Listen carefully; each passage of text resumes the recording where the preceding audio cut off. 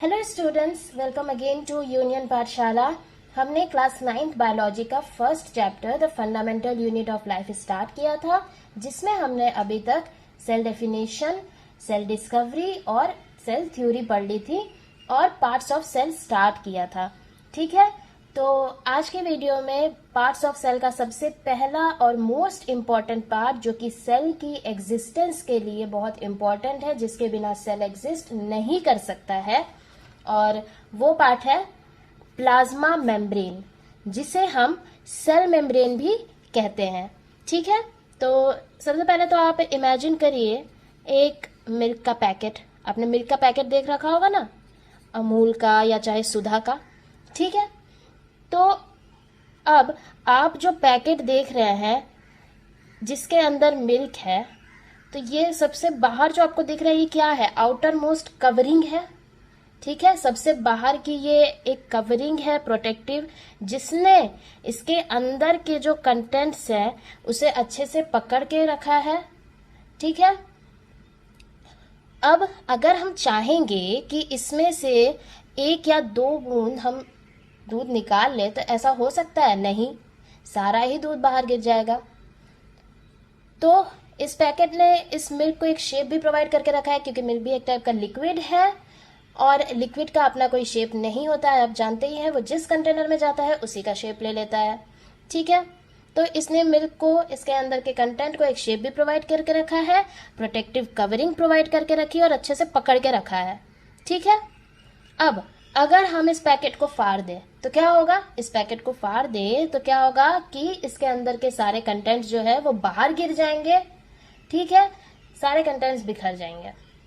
Okay, अब तक इस पैकेट ने मिल्क को अच्छे से पकड़ के रखा था, प्रिजर्व करके रखा था, होल्ड करके रखा था, लेकिन जैसे ही हम ये पैकेट फाड़ देते हैं सारे कंटेंट्स बाहर गिर जाएंगे। इसकी प्रोटेक्टिव कवरिंग टूट गई तो सारे कंटेंट्स बाहर निकल गए, बिखर गए, है ना। अब उसी तरह आप इमेजिन कर लीजिए एक सेल को। ओके, ये है न्यूक्लियस और साइटोप्लाज्म एंड अदर ऑर्गेनल्स। अब आप इमेजिन करिए एक सेल को। ये क्या है? जो सबसे बाहर की आपको ये लेयर दिख रहा है, ये क्या है? Plasma membrane. ठीक है, ये प्लाज्मा मेम्ब्रेन है। इसने क्या किया हुआ है? इस सेल को एक शेप प्रोवाइड किया हुआ है। ठीक है, और एक प्रोटेक्टिव कवरिंग भी प्रोवाइड की हुई है। इसके अंदर जितनी भी चीजें हैं उन्हें एक कवरिंग प्रोवाइड की हुई है और अच्छे से पकड़ के रखा है। अगर प्लाज्मा मेम्ब्रेन नहीं रहेगी तो क्या सेल एग्जिस्ट कर सकता है? नहीं, सेल एग्जिस्ट नहीं कर सकता है। ठीक है, तो यहाँ पे हमारा पहला पॉइंट क्लियर हुआ। Outer most covering of cell कौन है? Plasma membrane. अब हम देखते हैं हमारा सेकेंड पॉइंट क्या कहता है कि प्लाज्मा मेम्ब्रेन कैसी है? लिविंग है, डेड नहीं है, लिविंग है। ठीक है, और ये बहुत ही इंपॉर्टेंट पॉइंट है, मोस्ट इंपॉर्टेंट पॉइंट है कि प्लाज्मा मेम्ब्रेन कैसी होती है? लिविंग होती है। क्यों लिविंग कह सकते हैं हम इसे? क्योंकि ये अपना शेप चेंज कर सकती है। ठीक है, प्लाज्मा मेम्ब्रेन अपना शेप चेंज कर सकती है, इसलिए हम इसे लिविंग कह सकते हैं। ओके, देन हमारा थर्ड पॉइंट क्या कहता है? Made up of lipid and protein. Plasma membrane किससे बनी हुई होती है? लिपिड से और प्रोटीन से। प्रोटीन के बारे में तो आपने सुना है, लिपिड क्या हो गया? लिपिड फैट्स को कहते हैं। ओके, तो और क्या है? लिपिड की ना बाई लेयर प्रेजेंट रहती है। बाई लेयर यानी बाई का मतलब क्या हो गया? 2, यानी लिपिड की जो है 2 लेयर प्रेजेंट रहती है प्लाज्मा मेम्ब्रेन में। ठीक है, और प्रोटीन्स कैसे रहते हैं? प्रोटीन्स प्लाज्मा मेम्ब्रेन में एम्बेडेड रहते हैं। यानी अगर मान लीजिए ये प्लाज्मा मेम्ब्रेन है, आप यहाँ पे ये मान लीजिए लिपिड की दोनों लेयर, एक ये लेयर, एक ये दूसरी लेयर, और प्रोटीन्स इसमें ऐसे ऐसे घुसे हुए रहेंगे, इसे एम्बेडेड कहते हैं। ठीक है, हो गया यहाँ पे थर्ड पॉइंट क्लियर। देन हमारा फोर्थ पॉइंट है plasma membrane is thin elastic. कैसी होती है प्लाज्मा मेम्ब्रेन? पतली होती है, लचीली होती है, या आप कह सकते हैं फ्लेक्सिबल भी। नेक्स्ट पॉइंट है सिलेक्टिवली परमिएबल। प्लाज्मा मेम्ब्रेन क्या होती है, कैसी होती है? Selectively permeable. सिलेक्टिव मतलब तो आप जानते हैं, सिलेक्ट करने वाला, ठीक है। परमिएबल मतलब जिसके थ्रू, जिससे कोई चीज पास हो सके, ठीक है। परमिएबल मतलब ऐसी लेयर, ऐसी मेम्ब्रेन जिससे कोई चीज पास हो सके, चाहे अंदर आए चाहे बाहर जाए। ओके, तो प्लाज्मा मेम्ब्रेन कैसी होती है? सिलेक्टिवली परमिएबल होती है। कैसे सिलेक्टिवली परमिएबल होती है? It allows entry and exit of some materials in and out of the cell. क्या करती है सिलेक्टिवली परमिएबल? क्यों है प्लाज्मा मेम्ब्रेन?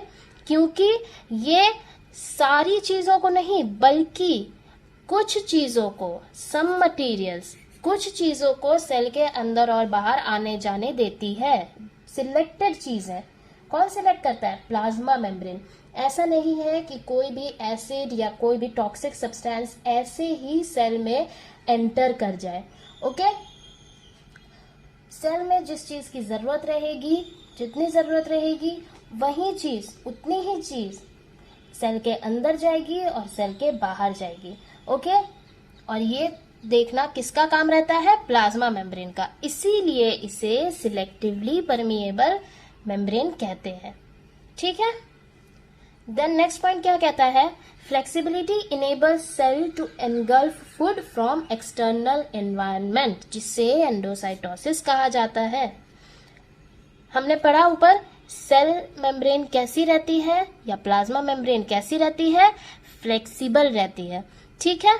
अब इसकी जो फ्लेक्सिबिलिटी है ना, ये इसे फूड इनगल्फ करने में, यानी भोजन अपने अंदर लेने में हेल्प करती है।